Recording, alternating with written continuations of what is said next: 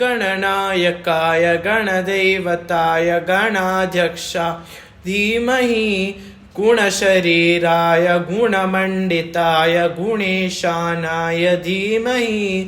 गुणातीताय गुणाधीशाय गुणप्रविष्टाय धीमहि एकदन्ताय वक्रतुण्डाय गौरेतनयाय धीमहि गजेशानाय भालचन्द्राय श्रीगणेशाय धीमहि गानचतुराय गानप्राणाय गानान्तरात्मने गानोत्सुकाय गानमत्ताय गानोत्सुकमलसे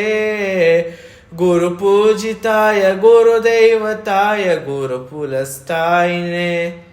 गुरुविक्रमाय गुरुप्रवराय गुरवे गुरवे गुरुदैत्यकलक्षेत्रे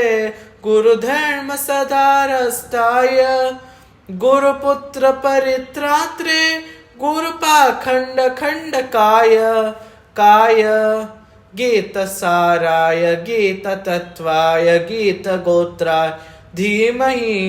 गोदगुल्फाय गन्धमत्ताय गोजयप्रदाय धीमहि गुणातीताय गुणाधीशाय गुणप्रविष्टाय धीमहि एकदन्ताय वक्रतुण्डाय गौरेतनयाय धीमहि गजेशानाय भालचन्द्राय श्रीगणेशाय धीमहि ग्रन्थगीताय ग्रन्थगेयाय ग्रन्थातरात्मने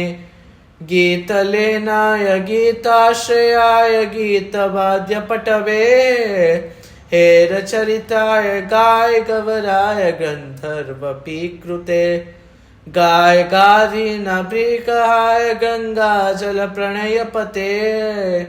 गौरीस्तनन्दलाय गौरीगृदरनन्दलाय गौरभानुसुताय गौरी गणेश्वराय गौरीप्रवणाय गौरप्रवणाय गौरभावाय धीमहि